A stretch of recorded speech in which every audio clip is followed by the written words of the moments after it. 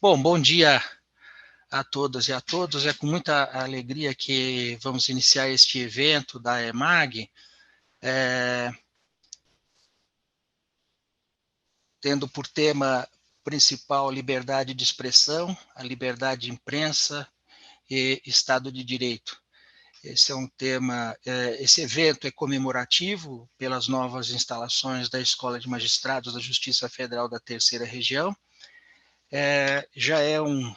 E o tema deste evento é um tema, como dizia, da máxima importância, não só para os dias atuais ou em razão dos dias atuais, mas é um tema sempre importante, sempre foi e sempre será. Mas neste momento em que vivemos dias agitados aqui no nosso país, ele se tornou de uma grandeza, de uma importância maior. E então já era um evento que nós, da diretoria da escola, queríamos fazer há algum tempo e melhor ocasião não havia do que em função da inauguração das novas instalações da escola. Então, este evento ele se inicia hoje e vai até o final desta semana, discutindo em cada dia pontos específicos desse tema maior, que é o da liberdade de expressão, da liberdade de imprensa e do Estado de Direito. E nada melhor para começar o evento do que com uma conferência de uma pessoa que viveu e vivencia este tema sempre na sua atividade acadêmica e profissional, que é o ministro Carlos Aires Brito. Eu vou fazer a quem agradeço por ter aceitado este convite da escola para aqui estar. Infelizmente, por razões de força maior, ele não pôde estar aqui em São Paulo presente hoje, mas fez questão de participar e podendo utilizar essa tecnologia, que também estamos inaugurando aqui, novos equipamentos, programa da escola, que é a da videoconferência. Antes de fazer a apresentação do ministro Aires Brito, eu só gostaria de registrar a minha gratidão à presidente do Tribunal Regional Federal da Terceira Região, desembargadora federal Marisa Santos, pelo convite que me fez no início da sua gestão para integrar, dirigir a escola de magistrados. Quero também mencionar um agradecimento aos meus colegas de diretoria, o desembargador federal José Carlos Francisco, a desembargadora federal Leila Paiva, que tem me auxiliado muito nessa difícil tarefa de dirigir a escola. Mas ela é tão difícil quanto prazerosa. É um prazer imenso poder trazer à discussão temas importantes para a formação e o aperfeiçoamento dos magistrados, mas, mais do que isso, temas que são importantes, fundamentais para a nossa sociedade. E, por isso, sempre gosto de lembrar que o ambiente da escola é um ambiente acadêmico, onde a liberdade é a essência, a liberdade de pensar, a liberdade de discutir sem receios, sem limites. E isso, portanto, tem tudo a ver com o tema de hoje.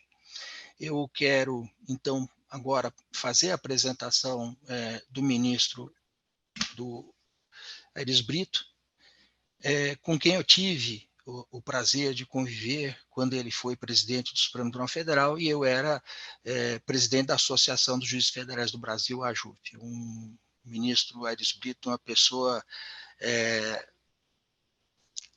os adjetivos são poucos, mas uma pessoa que eu destacaria a sua leveza de ser,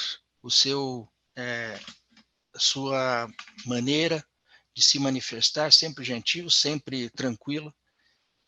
Enfim, ministro, muito obrigado. Eu quero, então, vou fazer agora a apresentação. O professor doutor Carlos Augusto Aires de Freitas Brito é formado e pós-graduado pela Faculdade de Direito da Universidade Federal de Sergipe.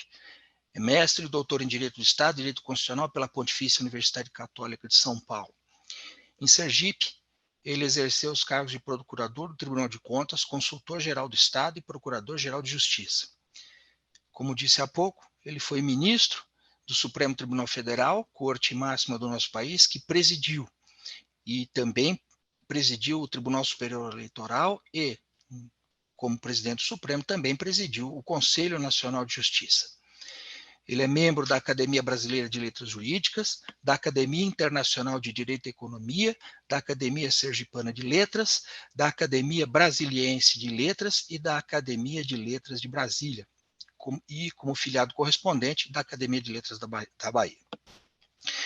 Também é presidente do Conselho Superior do Instituto Inovare e é membro consultivo do Instituto Palavra Aberta. É presidente também do Centro Brasileiro de Estudos Constitucionais. O ministro Aires Brito, professor Aires Brito, foi sugerido fazer esta introdução, uma conferência de introdução, e as liberdades de expressão e de imprensa, destacando o papel fundamental da Constituição e da democracia como valores fundantes desses temas. Então, professor Aires Brito, eu novamente agradeço ao senhor pela disponibilidade de dialogar conosco e, embora eu também dizia há pouco, se em princípio é uma conferência, não estão previstas perguntas, mas o ministro se dispôs, caso haja tempo ao final, a responder a uma ou duas perguntas que possam surgir.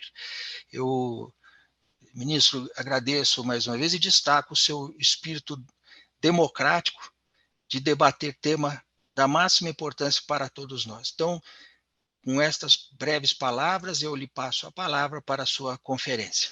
Ministro Aires Brito, com a palavra. Bem, bom dia. Bom dia a todos e todas que nos veem, que nos ouvem. Em especial, meus cumprimentos ao professor e magistrado federal, desembargador Nino Toldo, que muito me honra com esse convite para falar sobre os recorrentes temas da liberdade de expressão, da liberdade de imprensa, do Estado de Direito, numa perspectiva maior da Constituição, do estudo da Constituição como lei das leis e da democracia como princípio dos princípios da Constituição mesma. Eu espero que todos que nos veem e nos ouvem, né, se sintam pessoalmente citados nos seus nomes e carinhosamente abraçados.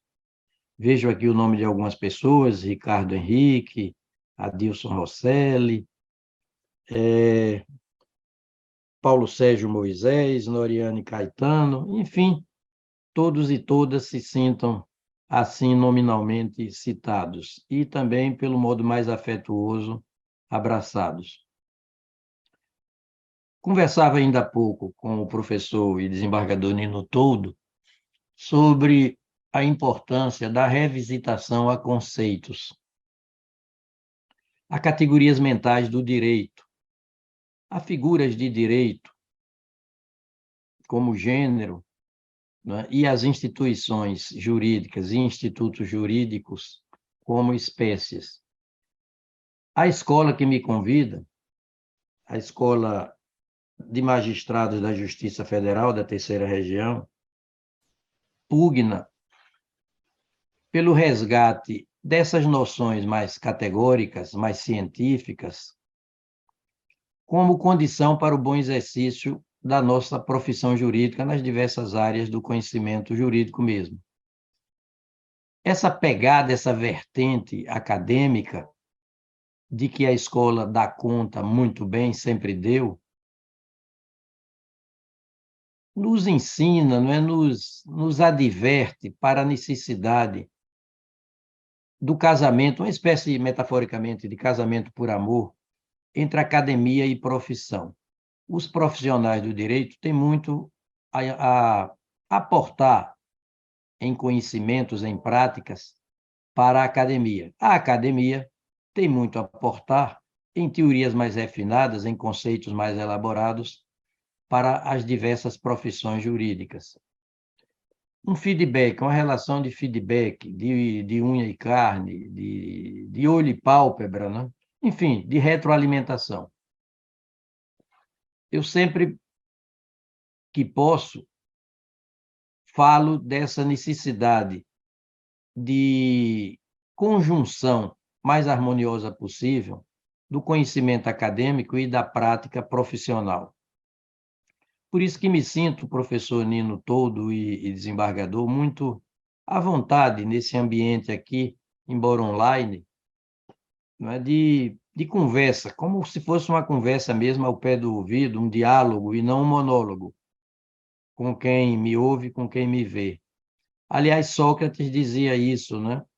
Pelo método maiêutico de lidar com seus ouvintes, ele dizia que é importante adotar sempre uma postura de quem conversa, e não de quem monologa, porque numa sala de aula, ele dizia, aparentemente o professor monologa, porém, como estão todos ali naquele ambiente, imbuídos do mesmo propósito, de uma cognição mais responsável das coisas, mais consistente, mais precisa, no fundo, todos estão conversando uns com os outros.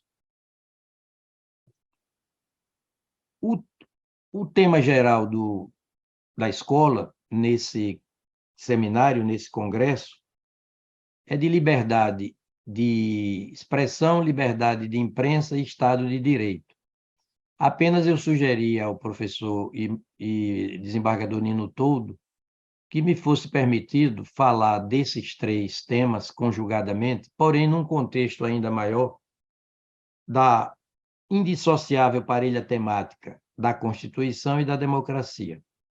Por que assim? Porque, se não for assim, não se ordena bem o pensamento, não se situa bem no estudo mesmo, na cognição mesmo, desses três temas mais focadamente objeto da minha fala. E constitutivo, focadamente, os três temas constitutivos do próprio congresso, do próprio seminário que agora se inicia. É preciso sempre lembrar isso, né? Tudo começa, para nós da área jurídica, com a Constituição, para nós profissionais do direito, para nós que integramos ou a magistratura ou as chamadas profissões constitutivas das chamadas funções essenciais à jurisdição, funções essenciais à justiça, título 5º da Constituição, ou capítulo 5º da Constituição, no âmbito da separação dos poderes,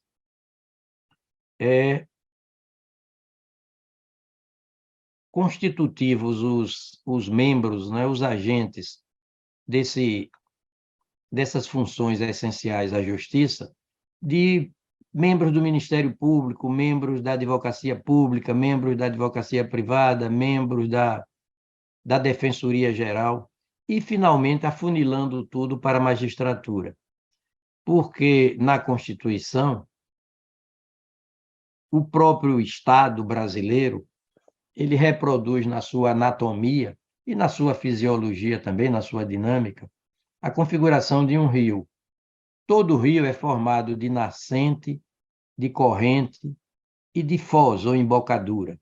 Claro, né? Não estou dizendo o óbvio, estou dizendo o óbvio.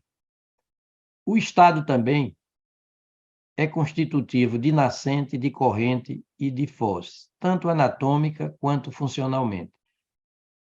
A nascente é o poder legislativo. Ninguém será obrigado a fazer ou deixar de fazer alguma coisa, senão em virtude de lei, diz a nossa Constituição enfaticamente, no artigo 5º, inciso 2º. Em sequência, imediata sequência, sem provocação de quem quer que seja, para atuar, vem o Poder Executivo. Há uma ordem lógica e cronológica, não é? Ali no artigo 2º. Poder legislativo, poder executivo, poder judiciário. O poder executivo é chamado de executivo. Bom lembrar isso, né? Porque ele gravita na órbita da execução das leis, a partir da lei maior também, que é a Constituição. Ele expede decretos e regulamentos, notadamente, para a fiel execução das leis. Edita medidas provisórias com força de lei, sanciona projetos de lei, veta projetos de lei, promulga e publica já a lei ou as leis devidamente formadas. Portanto, o poder executivo é chamado de executivo por girar, gravitar na órbita da execução das leis. Mas é preciso que haja um poder estatal tão independente quanto os outros, politicamente independente, tão de existência necessária quanto os outros dois poderes, para dizer se o poder legislativo legislou nos moldes da Constituição, de acordo com a Constituição, que é a lei das leis, e se o poder executivo gravitou mesmo na órbita da execução das leis. Esse poder só pode ser funcionalmente posterior aos outros dois. E, logicamente, configurativamente, no plano lógico, só pode ser exterior aos outros dois.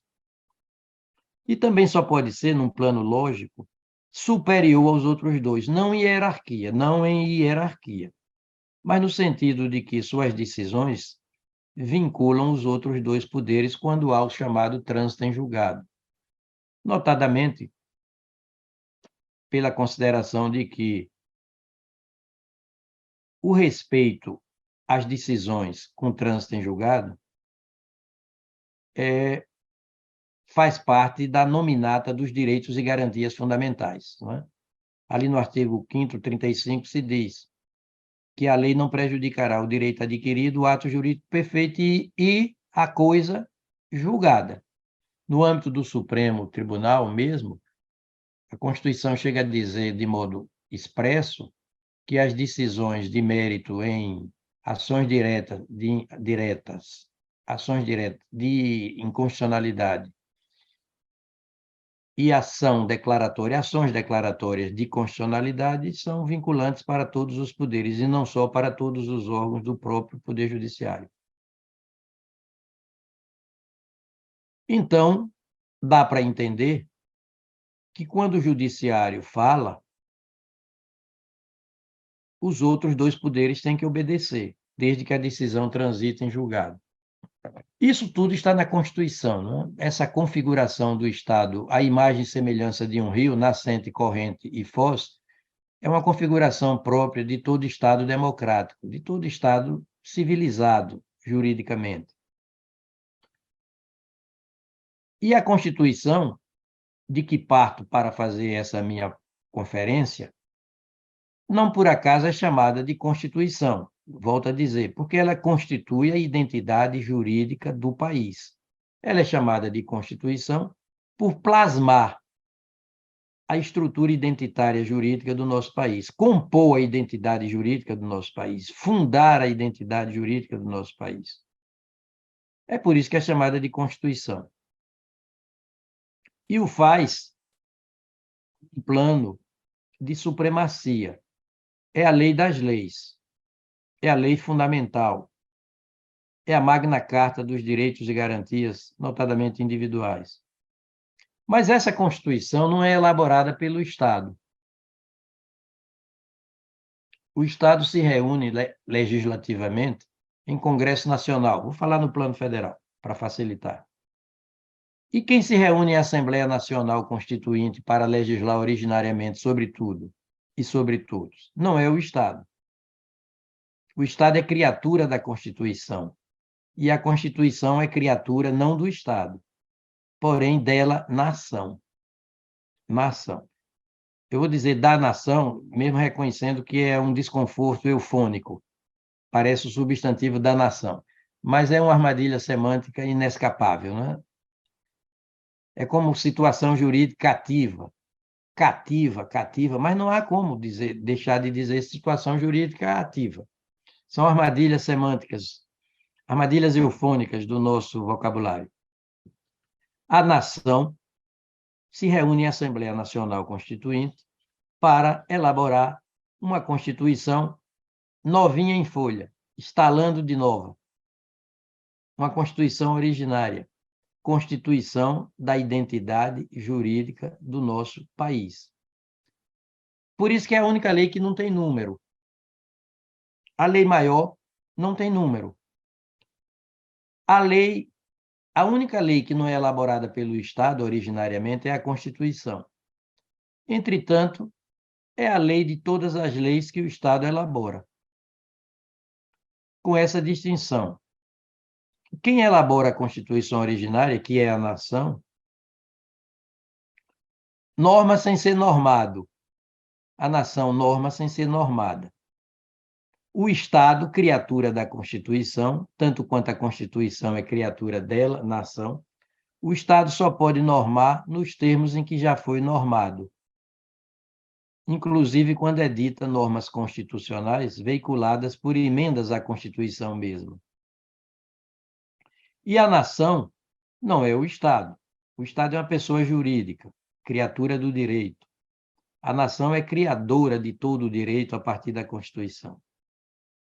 É criadora da Constituição como fonte de todo o direito.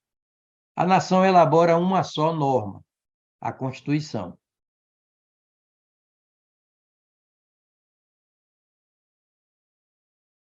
E não entra na Constituição como categoria normada, porque se abrirmos essa Constituição, veremos que a palavra nação no singular não se encontra aqui. Porque se a nação entrar na Constituição, passa a ser uma realidade normada. E ela tem que ficar do lado de fora da Constituição para se assumir como uma realidade exclusivamente normante, e não normante e normada ao mesmo tempo. A nação é uma realidade atemporal, intemporal. É uma linha imaginária entre o passado, o presente e o futuro de um mesmo povo soberano. Não por acaso, Rui Barbosa disse: a nação, ou a pátria como sinônimo de nação, nem sempre pátria é sinônimo de nação. Na Constituição, no artigo 142, pátria, como uma das destinações das Forças Armadas, é país, não é nação. É país geograficamente considerado, terra, mar e ar, sob os cuidados das Forças Armadas. A nação, não. As Forças Armadas não tutelam a nação, não cuidam dela, a nação. Cuidam do país no plano da integridade física dele, país geograficamente considerado, terra, mar e ar. Rui Barbosa dizia: a nação, ou a pátria, é a família amplificada. Por que a família amplificada? Não é, desembargador Nino Toldo? Por que a família amplificada? Porque a família é essa linha imaginária entre ancestralidade, coetaneidade e posteridade de determinadas pessoas. Na família do professor Nino Toldo, há uma ancestralidade, uma coetaneidade e uma posteridade. Pela idade dele, naturalmente, ele já tem filhos. Não sei se tem netos, eu mesmo tenho netos. A nação é assim, é uma linha imaginária entre o passado, o presente e o futuro de um mesmo povo soberano. Portanto, um elo inextrincável, indissociável de ancestralidade, coetaneidade e posteridade. Exterior ao Estado e superior ao Estado, juridicamente. Elabora a lei das leis. Por que chamada de lei das leis? Porque é a lei de todas as leis que o Estado faz. E, no entanto, é a única lei que, na sua redação originária, o Estado não faz. É preciso entender bem isso no ponto de partida da cognição mais elaborada, mais científica do direito com que trabalhamos, o direito que corresponde à nossa vocação, que para todos nós o direito é um meio de vida e uma razão de viver simultaneamente, porque corresponde à nossa vocação. Nessa Constituição elaborada por ela, nação, Constituição na sua redação originária,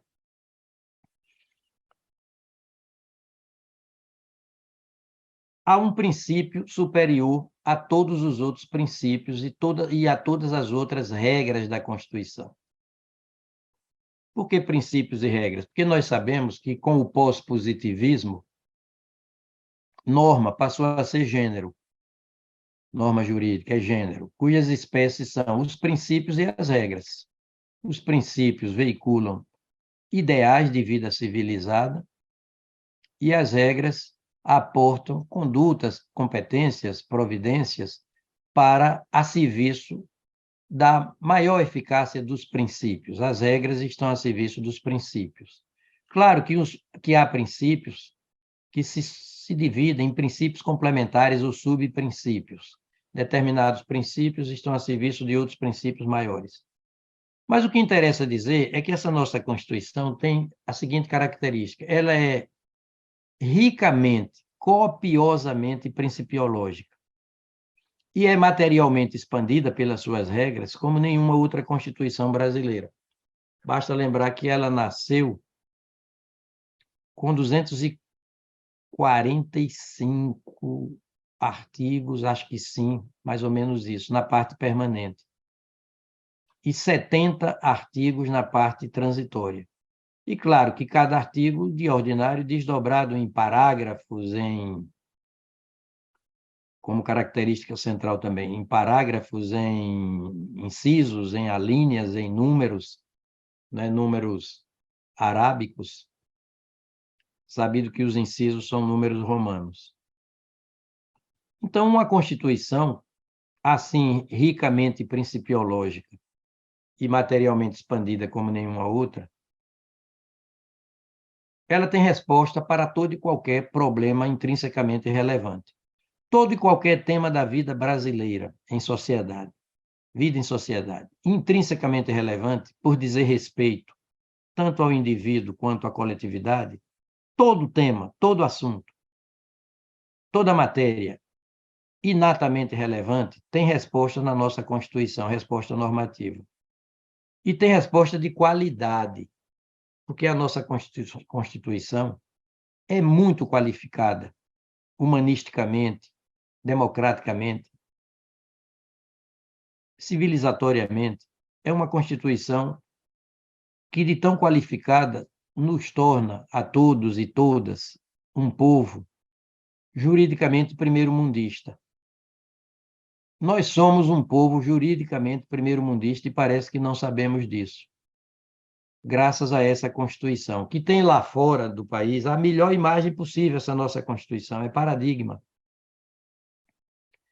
E nela, a República Federativa do Brasil, formada pela união indissolúvel, né, dos estados, do Distrito Federal e dos municípios, cabeça do artigo 1º, ela tem fundamentos, ela se constitui, a nossa República Federativa, em Estado democrático de direito, e tem como fundamentos 5 princípios e como objetivos 4 princípios.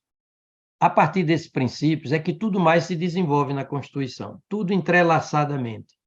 Nela, numa interpretação sistêmica ou holística, tudo é um. Como é fundamental, como é necessário conhecer de cor e salteado essa Constituição. As categorias jurídicas, as categorias mentais, as figuras de direito. Eu estava dizendo, né, que norma é gênero, cujas espécies são os princípios e as regras. Esses princípios e regras veiculam matérias que ora são instituições jurídicas, que ora são institutos jurídicos, ou figuras de direito. As figuras de direito se bipartem em instituições jurídicas, como o Poder Judiciário, Poder Legislativo, Poder Executivo, e institutos jurídicos, mandado de segurança, por exemplo, habeas corpus, mandado de injunção, são institutos jurídicos. Como essa Constituição nos permite um estudo sobre ela, eminentemente acadêmico, numa perspectiva preliminar à academia, e numa subsequente perspectiva prática, operacional ou profissional, já no exercício das diversas profissões do direito. todas constitutivas de um sistema de justiça encimado, né, pelo Poder Judiciário, porque tudo afunila para o Poder Judiciário. O Judiciário é a embocadura, é a chave de abóbada do sistema jurídico.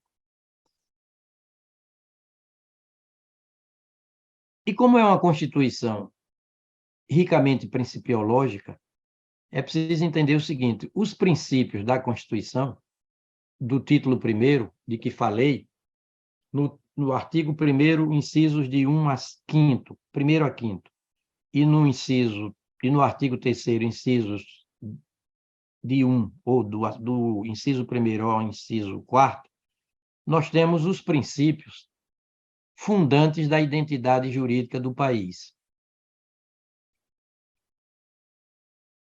Todos como conteúdos de um princípio continente. Esses princípios, que são fundamentos, inciso 1º a inciso 5º do artigo 1º. E esses princípios, que são objetivos fundamentais, inciso 1º a inciso 4º do artigo 3º. Todos eles são princípios conteúdos de um princípio continente, substantivamente falando. Porque quando falamos de lei mais alta, lei de maior abrangência material, lei de maior hierarquia, lei suprema, estamos falando objetivamente. Mas substantivamente, estamos falando formalmente. Porém, materialmente ou substantivamente, o princípio dos princípios não é a Constituição. O princípio dos princípios, formalmente, é a Constituição. Porém, substantivamente ou materialmente, o princípio dos princípios é a democracia. Onde está dito isso, que é a democracia? Será que o professor Nino Toldo não convidou o professor Aires Brito para vir aqui fazer, não direito, falar de direito, mas falar de ideologia, de preferências partidárias? Absolutamente, né, professor? Nós estamos aqui como cientistas e profissionais do direito ao mesmo tempo. Se eu digo que a democracia é o princípio dos princípios, eu tenho que fazer a demonstração desse meu juízo, senão ele não é técnico, não é científico. Eu tenho que indicar a base normativa ou as bases normativas, a partir da Constituição, desse meu juízo. Vamos ao desafio. No preâmbulo da Constituição está dito, do modo mais didático, claro e explícito possível: nós, representantes do povo brasileiro, reunidos em Assembleia Nacional Constituinte, para instituir um Estado democrático. Um Estado democrático. Tudo mais é consequência. Claro que o preâmbulo diz, é destinado a assegurar o exercício dos direitos sociais individuais. Interessante que no preâmbulo os direitos sociais vêm antes dos individuais. Aí vem a liberdade, a segurança, o bem-estar, o desenvolvimento, a igualdade e a justiça como valores supremos de uma sociedade pluralista, fraterna e sem preconceitos. Mas o que interessa é que tudo é desdobramento, são conteúdos da democracia. Aí vem o artigo 1º e diz, cabeça, para confirmar o preâmbulo: a República Federativa do Brasil, formada pela união indissolúvel dos Estados, do Distrito Federal e dos municípios, constitui-se em Estado Democrático de Direito. Estado Democrático de Direito. Democrático porque a nossa República Federativa, normativamente considerada, não é, foi instituída por um processo democrático, o processo constituinte. Os parlamentares constituintes, formadores da Assembleia Constituinte, foram eleitos pelo voto direto e secreto da população brasileira.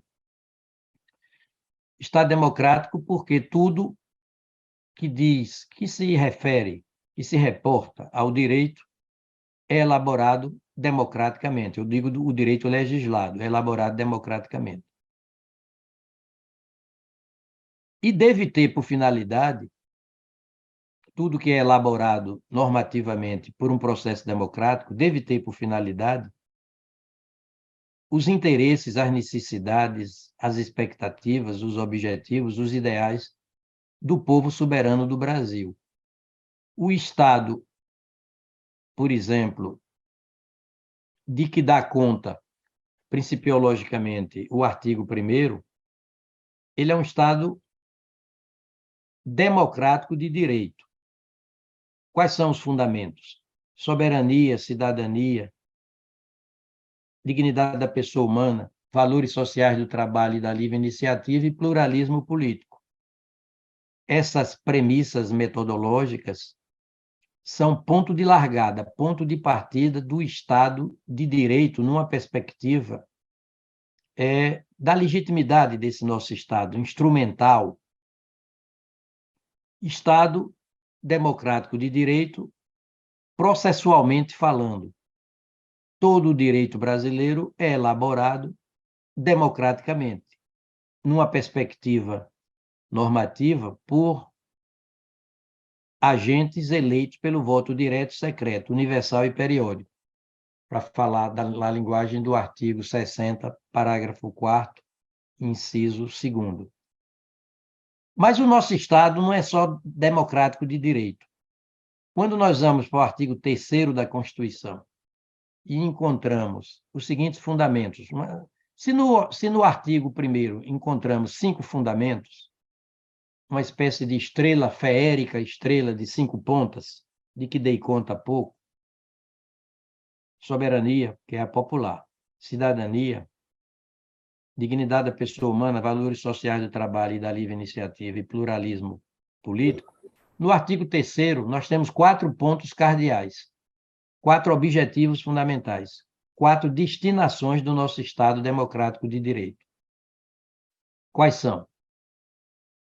Construir uma sociedade livre, justa e solidária, número 1. Número 2, garantir o desenvolvimento nacional, ou seja, um desenvolvimento que compatibilize a riqueza do país com a riqueza do povo e com o meio ambiente ecologicamente equilibrado. Número 3, erradicação da pobreza e da marginalização e redução das distâncias sociais e regionais. Eu estou dizendo de cor salteado. E número 4, o 4º inciso do artigo 3º, promover o bem de todos. Como é que se promove o bem de todos indistintamente? Promover o bem de todos pela eliminação de todo e qualquer preconceito. Promover o bem de todos, sem preconceito de origem geográfica, social, de sexo,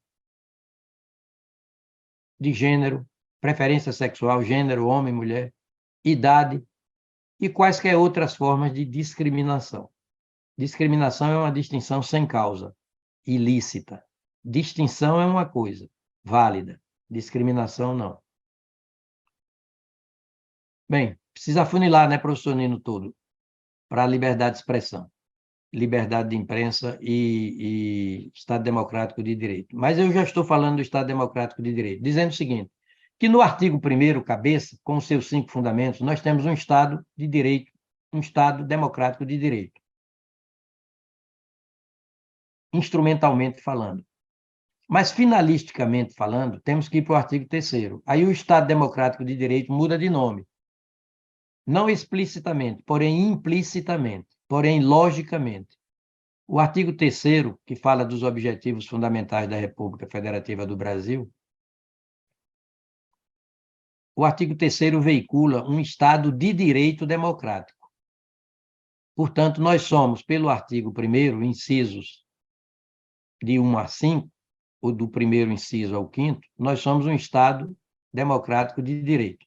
Porém, pelo artigo 3º, incisos 1º a 4º, objetivos fundamentais da República Federativa do Brasil, nós somos um Estado de direito democrático. O direito brasileiro tem uma vertente necessariamente democrática, favorecedora do povo brasileiro. Porque democracia, já dizia Abraham Lincoln, é o governo do povo, originário do povo, eleitoralmente, do povo, pelo povo, exercido pelo povo, ou diretamente, como referendo, plebiscito, iniciativa popular, ou pelos seus representantes, pelos representantes eleitos. Para o povo. para benefício, para favorecimento, para prestígio, para elevação do povo.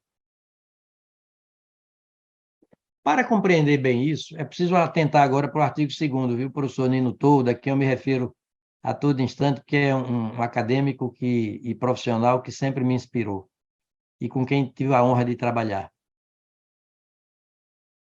Ele presidindo a JUF e eu estava no Supremo Tribunal. Não sei se estava na presidência do Supremo quando você estava lá, não me lembro. Bem, por que essa referência ao artigo 2º?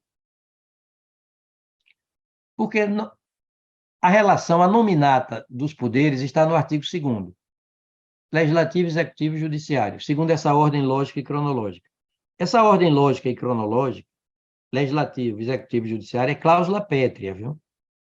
Logicamente, é cláusula pétrea. Quando a Constituição diz, no artigo 60, parágrafo 4º, inciso 3º, dentre as cláusulas pétreas, a separação dos poderes, entenda-se, a separação dos poderes do Estado, segundo a ordem lógica e cronológica do artigo 2º, de acordo com a ordem lógica e cronológica do artigo 2º, Legislativo, Executivo, Judiciário. A foz ou embocadura da anatomia e da fisiologia estatal, a foz ou embocadura radica no Poder Judiciário. Isso é uma cláusula pétrea. Não se pode, por emenda, alterar essa ordem, não. Quem fala por último, sempre, vinculativamente, é o Poder Judiciário. E o artigo 2º diz: são 3 poderes da União, independentes e harmônicos entre si, o Legislativo, o Executivo e o Judiciário. Mas onde está o artigo 2º? Em que posição ele está? Está entre o artigo 1º e o artigo 3º, lógico. O artigo 2º está entre o artigo 1º e o artigo 3º, lógico. Porém, por que está ali no artigo 2º a nominata dos poderes? Porque os 3 poderes têm que atuar, sim, inspiradamente nos fundamentos do artigo 1º, alcançar os objetivos do artigo 3º, que são objetivos fundamentais. Na elaboração das leis, na execução das leis, na interpretação das leis, na aplicabilidade judiciária das leis, a partir da Constituição, é preciso fazer um link entre os fundamentos do artigo 1º e os objetivos fundamentais do artigo 3º. Os 3 poderes existem para isso. Inspiradamente nos fundamentos do artigo 1º, alcançar os objetivos do artigo 3º. Isso está na Constituição. É por isso que no artigo 2º ali estão os 3 poderes, fazendo o meio de campo, me permitam a coloquialidade da expressão, fazendo o meio de campo entre o artigo 1º e o artigo 3º. Isso ordena o pensamento da gente, orienta o exercício das nossas profissões jurídicas. Deixe-me ver agora o relógio. Não posso me demorar demais. Demorar demasiadamente. Bem, e eu estava dizendo que todos os fundamentos do artigo 1º, princípios que são fundamentos, e no artigo 3º, princípios constitucionais que são objetivos, todos são conteúdos de um princípio continente, o da democracia. Seja com o nome de Estado Democrático de Direito, artigo 1º, cabeça explicitamente, seja com o nome de Estado de Direito Democrático, artigo 3º, implícita ou logicamente. Tudo é conteúdo do princípio da democracia, tudo. E atentem bem para isso, por favor. Nenhum conteúdo pode explodir o continente. Se um princípio conteúdo explodir o princípio continente da democracia, vão todos juntos para os mesmos 7 palmos de chão.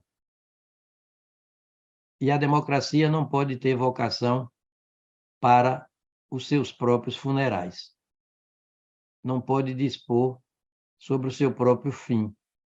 A democracia tem que permanecer como o princípio dos princípios. Por isso que ela tem o dever, a força, a autoridade de desarmar quem se arma para abatê-la. É próprio da democracia, como princípio dos princípios, desarmar quem se arma para abatê-la. Podemos até fazer uma comparação. Na Constituição, no plano individual, a norma das normas, então, vamos dizer, o bem de personalidade, o bem jurídico maior, vamos falar assim, o bem jurídico maior é a vida do indivíduo mesmo. Daí a legítima defesa. Em defesa de sua própria vida, o indivíduo pode fazer justiça pelas próprias mãos, se estiver sob iminente perigo de vida, sob risco de morte iminente. Está a um passo de morrer por agressão de um terceiro. E esse direito à legítima defesa individual é tão prezado pela Constituição que pode ser também em legítima defesa de um terceiro, cuja vida estiver sob risco iminente. Então, o bem jurídico maior para a Constituição, no plano individual, é a vida em sentido biopsíquico, vegetativo, a vida da pessoa natural, a vida em carne e osso, a autorizar o uso da legítima defesa. É o bem jurídico maior, a vida de cada um de nós, cada um como pessoa natural. E qual é o bem coletivo maior para a Constituição? O bem individual maior é a própria vida, em sentido biopsíquico. E, coletivamente falando, qual é o bem jurídico maior para a Constituição? A democracia, que é o princípio dos princípios, o princípio continente de que todos os outros são conteúdos. Existiria essa categoria jurídica da legítima defesa da democracia? Sim. A democracia só pode ser concebida constitucionalmente, normativamente, portanto, como autorizada ao uso, até imperiosamente, da legítima defesa. Porque se a democracia for varrida do mapa, tudo mais se desmilingue, tudo mais se desmoroa, tudo mais vai, outra coloquialidade a que vou me permitir, tudo mais vai para o brejo. Então, a democracia há que se defender, tanto quanto o indivíduo há que se defender para continuar existindo. Daí porque falei, a democracia tem sim, como dever mesmo, como algo íncito, inerente a ela, tem a força de desarmar quem se arma para abatê-la. Como Nino Toldo tem a força, a autoridade, a legitimidade de se armar para se defender de quem se arma para abatê-lo. E no uso da legítima defesa individual, qualquer arma é válida. Um pedaço de uma faca, uma cadeira, uma garrafa, o que for, um revólver, para uso da legítima defesa, tudo é válido. Agora, claro que a democracia há de observar um devido processo legal, mas não um devido processo legal naquele sentido tradicional, clássico, de primeiro bater as portas, conceder, por exemplo, o contraditório e a ampla defesa, no momento mesmo em que está sendo objeto de um ataque. Não, isso... Aí o devido processo legal ortodoxo, milimétrico, só se virá para uma coisa: consumar o crime de assassinato da democracia. E agora eu vou fazer uma comparação que talvez me faça entender melhor. Uma comparação que aclare um pouquinho o meu juízo. O que é a liberdade de expressão? É um direito fundamental. Faz parte do título número 2 da Constituição, título 2º, dos direitos e garantias fundamentais. Por que o título 2º da Constituição se chama dos direitos e garantias fundamentais? Se o título 1º se chama dos princípios fundamentais, já sabemos por quê. Porque eles fundam, plasmam, compõem a identidade jurídica do país. E por que o título 2º usou do mesmo adjetivo fundamentais no plural? Dos direitos e garantias fundamentais. Porque são direitos e garantias que fundam, plasmam, compõem a personalidade jurídica de cada um de nós. de toda pessoa, individual e coletiva privada. Sem esses direitos e garantias fundamentais, a personalidade jurídica se esvai, se esboroa, é varrida do mapa, se desmilingue. Ricardo Henrique Caniza, a pronúncia é essa, Canitza, está me vendo aqui, e eu também estou vendo. Se Ricardo se privar dos direitos e garantias fundamentais, ele deixa de ser indivíduo, ele deixa de ser pessoa, se torna um subindivíduo, uma subpessoa. Não existe um indivíduo de um lado e esses direitos e garantias fundamentais do outro. Direito à vida, à liberdade, à igualdade, à segurança, à propriedade, ao bem-estar. Não, tudo é um holisticamente, tudo é um, imbricadamente. Quando a Constituição diz assim, artigo 5º cabeça, todos são iguais perante a lei, sem distinção de qualquer natureza, garantindo-se aos brasileiros e aos estrangeiros residentes no país a inviolabilidade dos direitos concernentes à vida em sentido biológico. Mas acrescenta liberdade, igualdade, segurança e propriedade. O que quis a Constituição dizer? Vida, sim, em carne e osso, porém, em condições de liberdade. Vida, sim, em carne e osso, porém, em condições de igualdade. Vida, sim, em carne e osso, porém, em condições de segurança. Vida, sim, em carne e osso, porém, em condições de propriedade. Porque somente assim se alcança o patamar da dignidade da pessoa humana. Artigo 1º, inciso 3º da Constituição. Sem os direitos e garantias fundamentais, não há personalidade humana, não há o ser humano no plano da dignidade intrínseca, inerente a ele, como direito dele.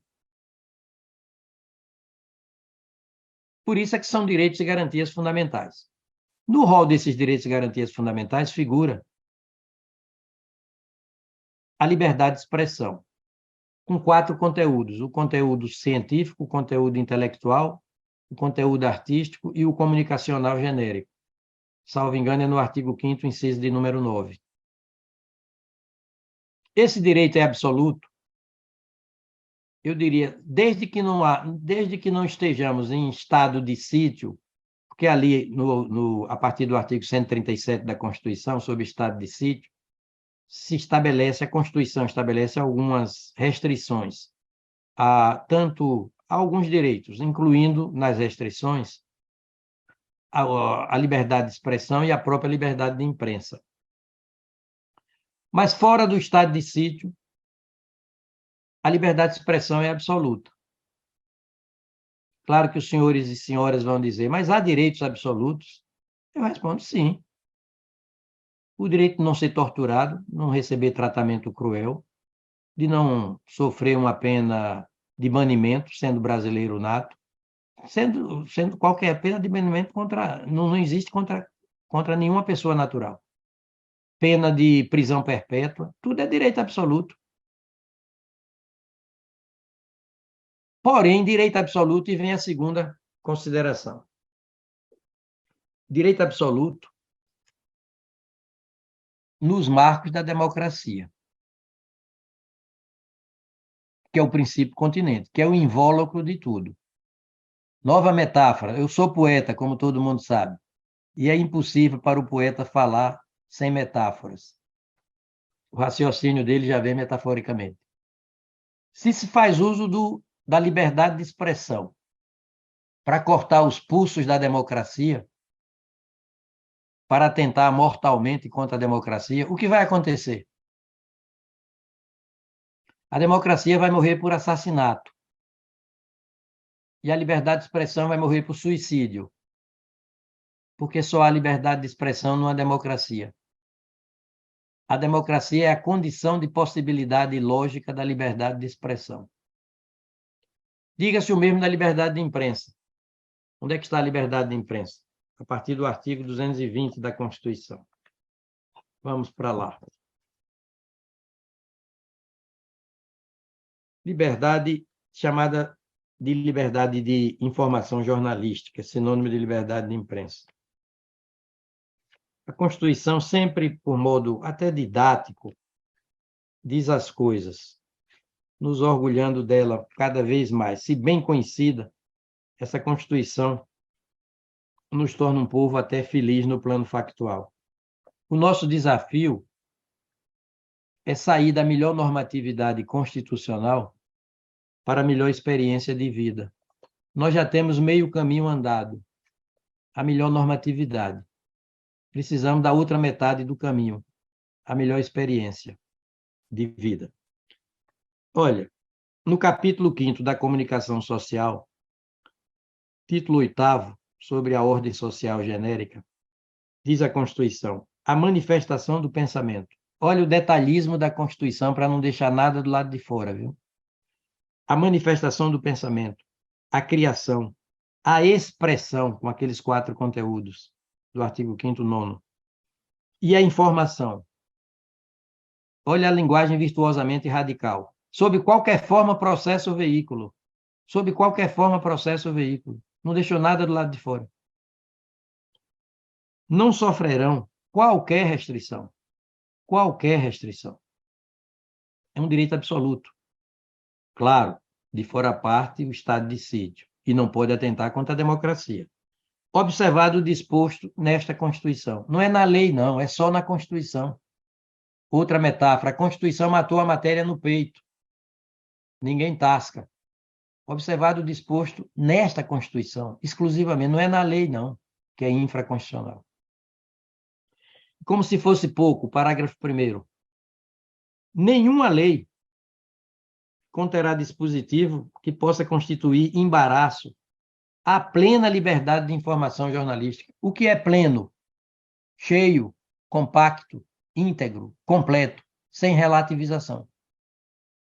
É plena liberdade de imprensa, como é plena liberdade de expressão. Porém, nos marcos da democracia. Porque sem democracia não há liberdade de expressão, não há liberdade de imprensa.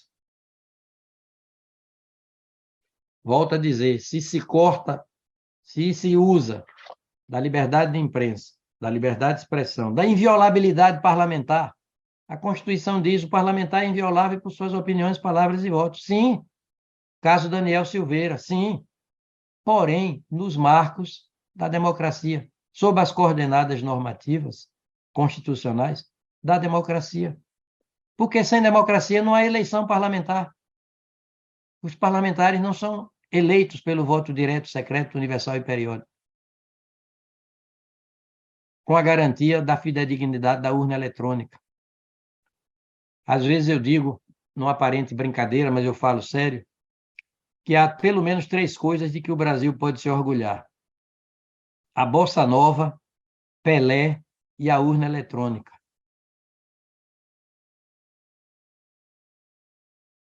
Então,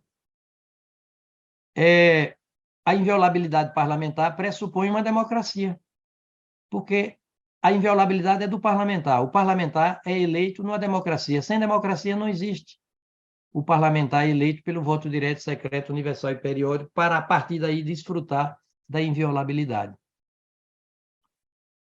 Eu vou me permitir dizer que o Supremo Tribunal Federal, o Tribunal Superior Eleitoral, o ministro Alexandre de Moraes, que tem sido colocados na berlinda, né, muito em foco ultimamente, a meu juízo, tem acertado quase que invariavelmente nas suas decisões. Se há algum reparo a fazer, talvez no plano da fundamentação, que poderia ir além, poderia ser mais didática, mas é pela pressa com que tem que tem que trabalhar hoje o Poder Judiciário e com que tem que trabalhar cada um dos ministros judiciários e desembargadores e juízes, não é isso, professor Nino Toldo? A fundamentação nem sempre vem de modo exauriente. Parece que os magistrados não têm mais aquela preocupação de exaurir, se dão por satisfeitos com fundamentação o bastante, mas não transbordante. Eu iria para o transbordamento até no plano didático. Porque se o Poder Judiciário não deve jamais cortejar a opinião pública, o cortejamento da opinião pública é nova metáfora, jogar para a plateia, e, portanto, é populismo, o judiciário tem o dever, sim, de dar satisfações à opinião pública. Não confundir cortejar a opinião pública com dar satisfações à opinião pública. E dar satisfações à opinião pública é, sobretudo, observar o devido processo legal e elaborar decisões claras, didáticas, palatáveis pelo grande público, fundamentadas de modo a fugir um pouquinho do jargão forense até, para alcançar um público maior. Porque, senão, as questões, os litígios, as controvérsias levadas ao Poder Judiciário, senão não se resolve no plano factual, no plano da vida vivida. Se resolve no plano formal dos autos do processo. Mas os autos do processo são vida pensada. E é preciso conciliar a vida pensada com vida vivida.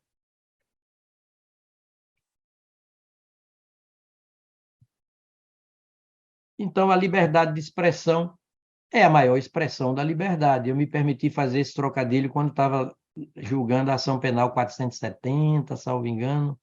Não, quando estava julgando liberdade de expressão, liberdade de imprensa, aquele ladinho. Bem, a liberdade de expressão é a maior expressão da liberdade. É absoluta.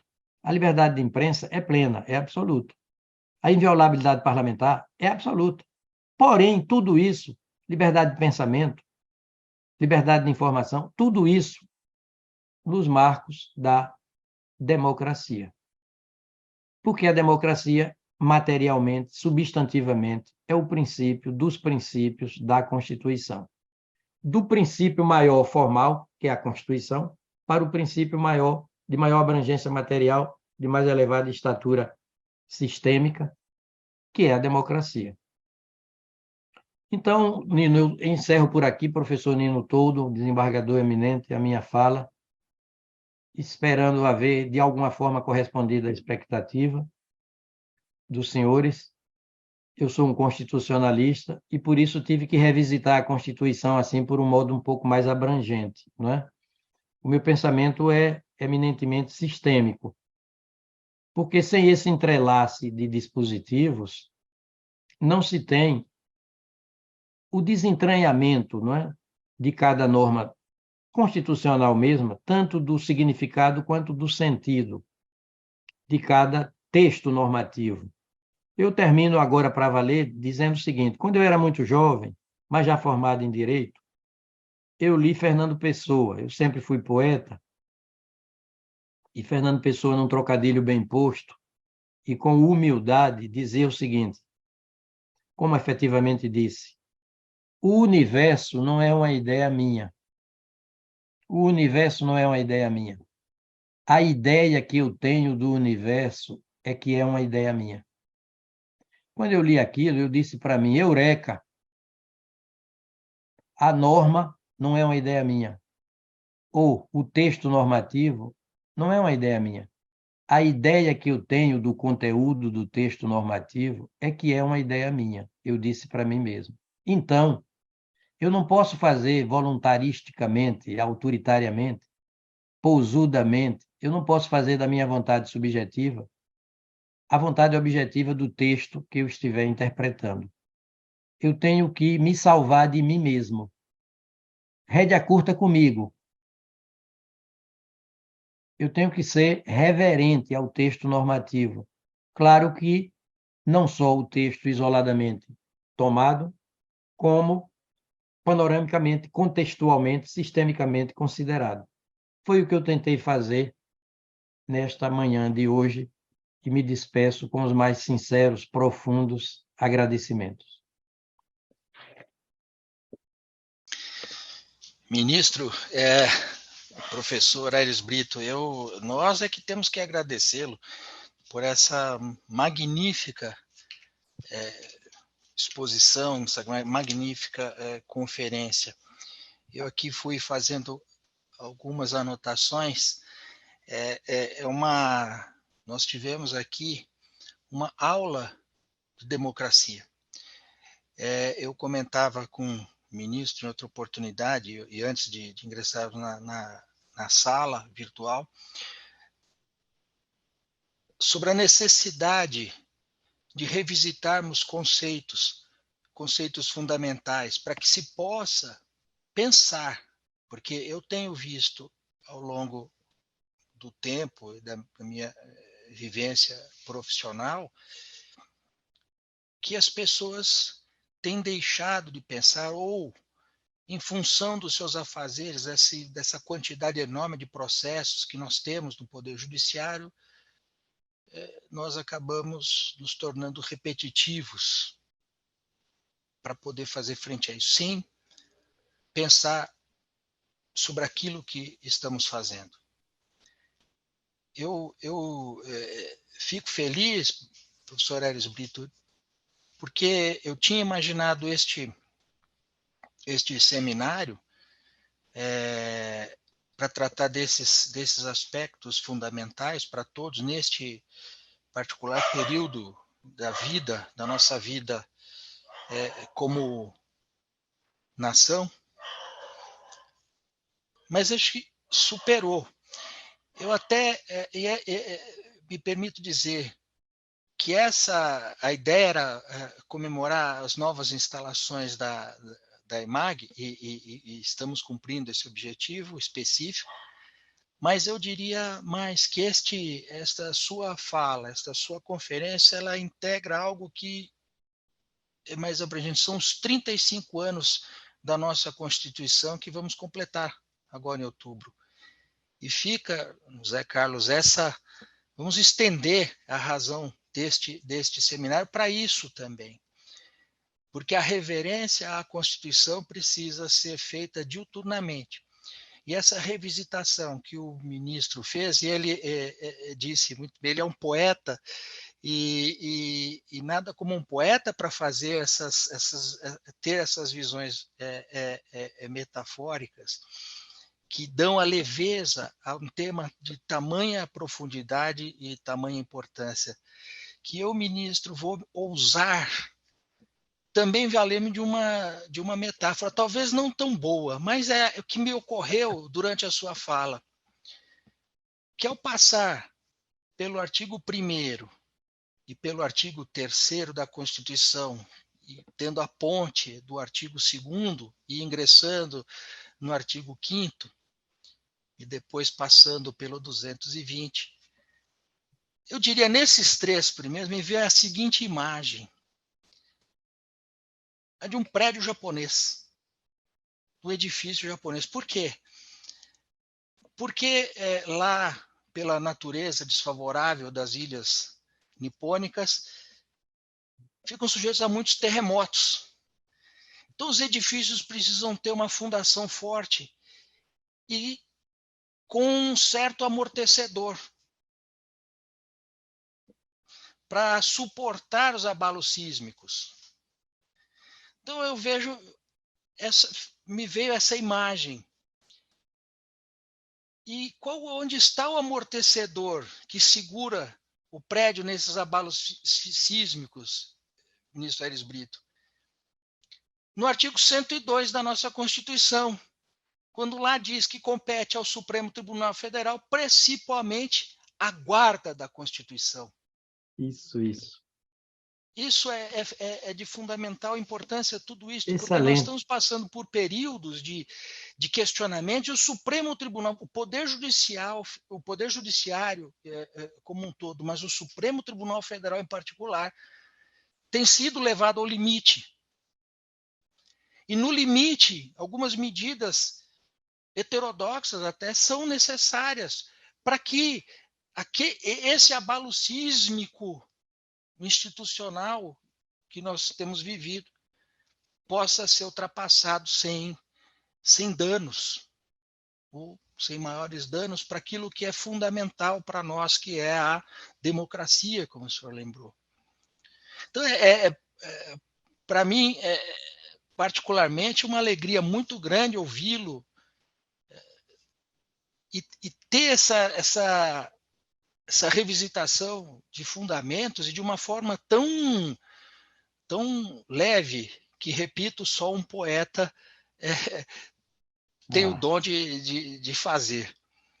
Então, eu quero agradecer muito, mais uma vez, isto, e como, ministro Aires Brito, o senhor permitiu a oportunidade de alguma pergunta, de uma manifestação, eu, além de expressar esse meu sentimento, mais do que pensamento agora, eu indago do meu colega, amigo, José Carlos Francisco, se gostaria de fazer alguma observação, alguma pergunta ao professor Aires Brito, depois dessa maravilhosa aula para todos nós, e que tenho certeza que todos vão aqui sair fazendo importantes reflexões sobre o tema que foi exposto. Bom dia a todas e a todos. Eu agradeço o privilégio que o Dr. Nino me concede ao permitir que eu faça uma de tantas perguntas que eu teria, né, a fazer para o ministro. Ministro, excelente sua palestra, sempre muito rica. Eu tenho tido ao longo da vida a graça divina de poder lê-lo e ouvi-lo, né? E na sua exposição eu me recordo de um dos seus livros, A Teoria da Constituição, que aponta a dupla, né? Na verdade, a tripla centralidade do sistema Constituição, princípios e democracia. Então, é sempre muito rico e oportuno ouvir as suas ideias a esse respeito. Mas, sabendo que a compreensão do presente depende de uma profunda, né, compreensão do passado, e para que possamos nos servir da sua vasta cultura para nos posicionarmos de uma maneira minimamente aceitável em relação ao futuro, eu queria, ministro, fazer uma pergunta muito objetiva para o senhor, baseado, inclusive, em uma matéria que li hoje na Folha de São Paulo, né? Parece que, na França, começa uma discussão em relação à responsabilidade de redes sociais, eu não sei qual exatamente que está sendo acusada, Twitter, Facebook, etc., mas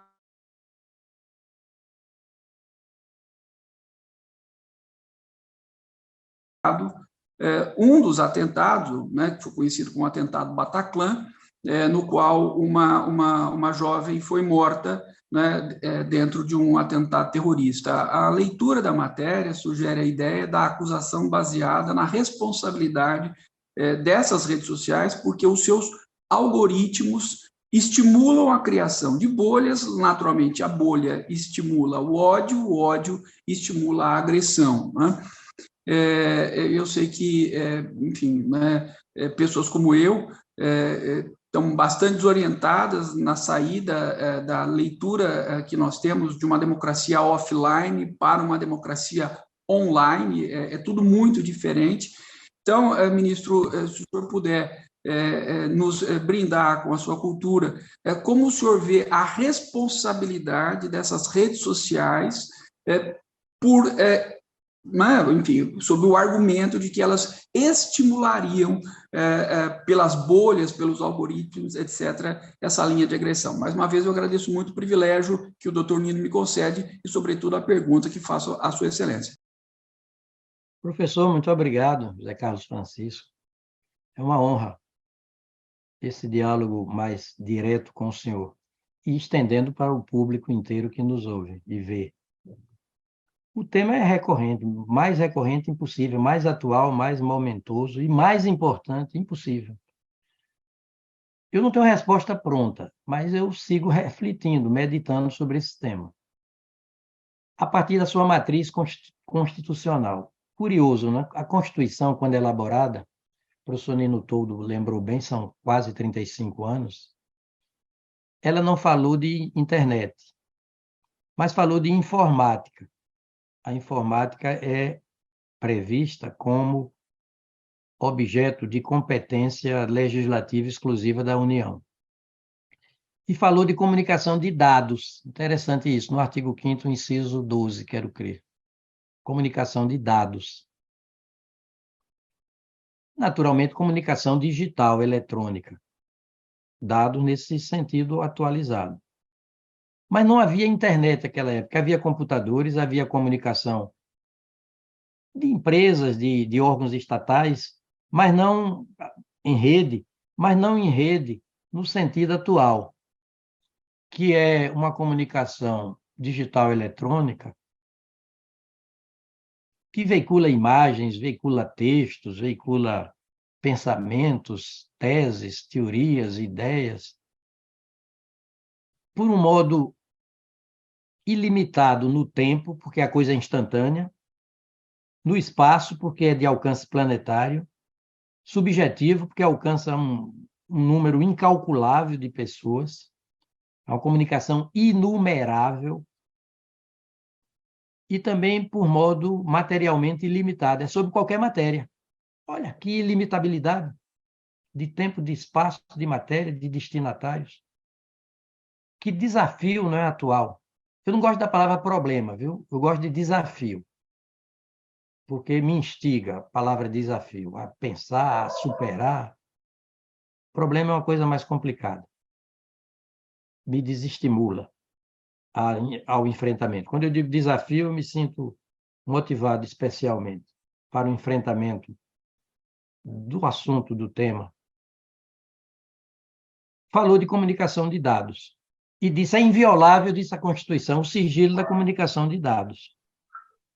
Olha que desafio. E aquela regra nos marcos da democracia? Parece que sim. O senhor falou de ódio, viu, professor José Carlos Francisco? E é uma palavra recorrente, é um substantivo recorrente. Graça, não é esse ódio. Esse ódio parece que antagoniza a sociedade, vamos falar da brasileira, a sociedade brasileira, por um modo incomum. Ele parece que é mais danoso, mais nocivo do que pensamos. Talvez ele não seja um ódio subjetivo, objeto de uma psicanálise aí. Talvez ele seja um ódio, não seja um ódio a fulano, beltrano, cicrano, nem a esse ou aquele partido, nem a esse ou aquele segmento social. Parece que esse ódio é a democracia. É uma coisa muito mais grave. Pela democracia tem de inclusiva socialmente, de proibitiva de preconceitos, de favorecedora do meio ambiente ecologicamente equilibrado. Ou seja, esse ódio, esse rancor, essa mágoa, essa reação violenta, tão orquestrada quanto financiada, até regiamente, é a democracia. E é o princípio dos princípios, é o princípio continente. Agora, que a democracia tem mesmo que se preservar para não ser varrida do mapa e levando tudo mais para os mesmos 7 palmos de chão. Agora, como fazer é que eu não me animo a, de logo, adiantar uma ideia, um raciocínio, um pensamento. Porém, entendo que essas empresas provedoras que possibilitam o acesso em larga escala às funcionalidades de internet, essas provedoras de aplicação de internet, elas, no mínimo, têm que ter um novo sistema de compliance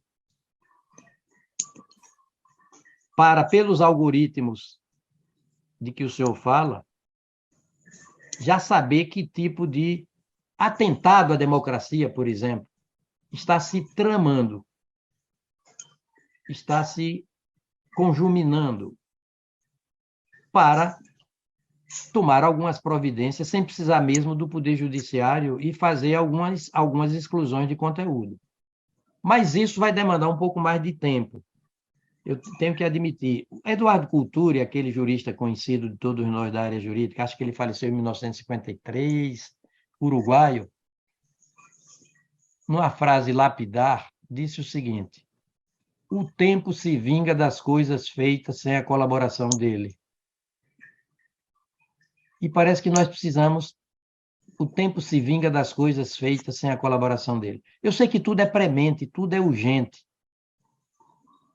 Muitas vezes o judiciário tem que tomar providências a partir do Supremo, notadamente, tem que tomar providências o quanto ontem. Não é o quanto antes, não. O quanto ontem, pela gravidade da matéria, pelo risco de certos bens jurídicos, em que certos bens jurídicos de primeiríssima linha são colocados a partir da democracia. Sua provocação é mais do que momentosa. Volto a dizer, eu não tenho resposta pronta. Mas entendo que essas empresas têm mesmo hoje o dever, têm mesmo o dever de se preparar para tomar certas providências de imediato. Veja bem, professor, não é fazendo as vezes do poder público, não é isso. Não é usando de poder de polícia. Elas são empresas totalmente privadas, não é isso. Mas elas têm que colocar nos seus contratos esse tipo de cláusula de reação instantânea contra qualquer atentado, por exemplo, à democracia. Vistosamente, indubitavelmente, incontroversiamente, atentado à democracia. E aí elas não estarão atuando mais do que, cumprindo mais do que uma cláusula contratual. Pacta sunt servanda. As partes são escravas do pacto. Então, há de haver nesses contratos com essas empresas provedoras de aplicação de internet uma cláusula contratual ou expressa ou implícita. O Poder Judiciário pode até reconhecer que existe essa cláusula implícita, já autorizando a tomada de certas providências. Bem, estou avançando algumas ideias embrionariamente concebidas por mim mesmo. Seguimos meditando, mas a sua intervenção foi a mais relevante possível. O tema é o mais atual, o mais relevante intrinsecamente da atualidade, é esse tema. O que fazer diante de uma comunicação que é tão instantânea no tempo, quanto planetária, espacialmente falando, sem limite, volto a dizer, sem limite de tempo, de espaço, de matéria e de destinatários no plano subjetivo. O que fazer? É preciso fazer alguma coisa. Também de imediato, de pronto.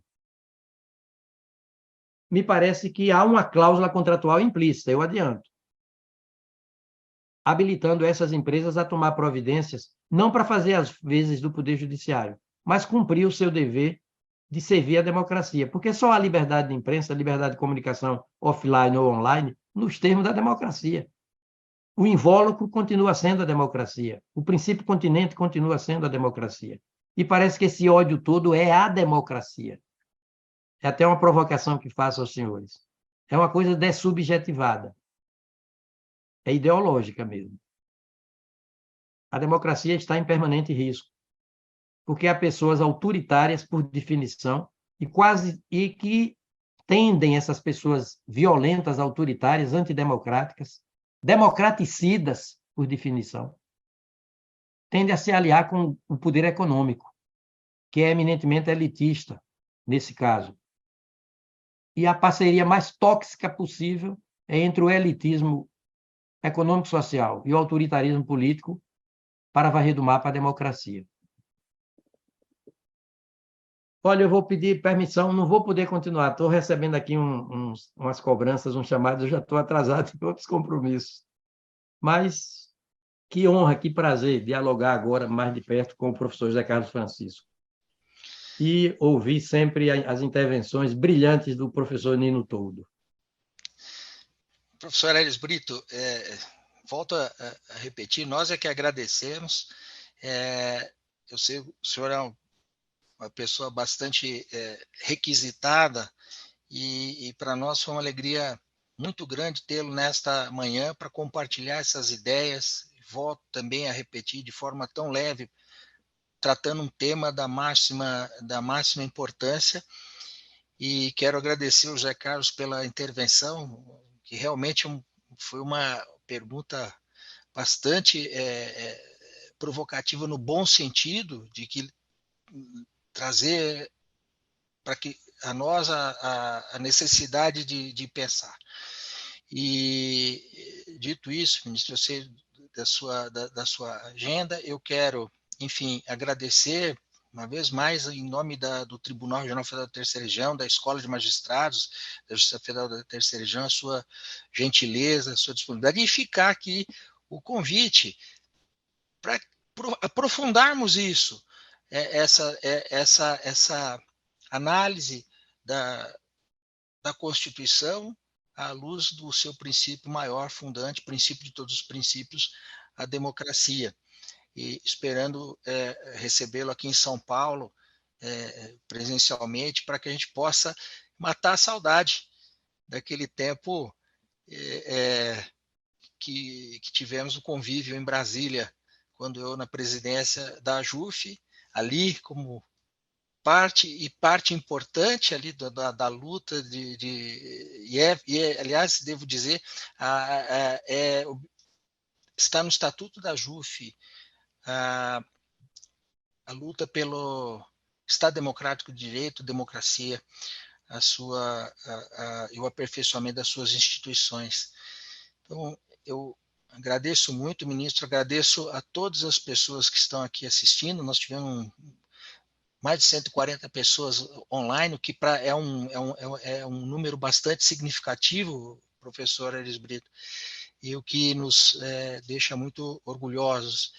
E quero pedir àqueles que nos assistem que deem o seu feedback na avaliação qualitativa que foi colocada no chat, e convidar a todas e a todos para amanhã continuarmos este evento, já à luz dessa análise fundamental que foi feita hoje. E amanhã o tema, ministro Aires Brito, professor Aires Brito, é liberdade de expressão. Há limites ao seu exercício? É um direito absoluto, mas quais são os limites? Aí vamos entrar em aspectos mais específicos com o professor Oscar Vilhena Vieira, a professora Izzy e o professor Roger Stiefman Leal, sob a coordenação do José Carlos Francisco. Então, muitíssimo obrigado a todas e a todos que assistiram, e José Carlos Francisco, o pessoal da EMAG, que nos deu auxílio aí para o evento, e professor Aires Brito, muito obrigado, e seja sempre bem-vindo aqui na escola, aqui no Tribunal Regional Federal da Terceira Região, que considere também a sua casa. Muito obrigado. Obrigado. Obrigado a todos.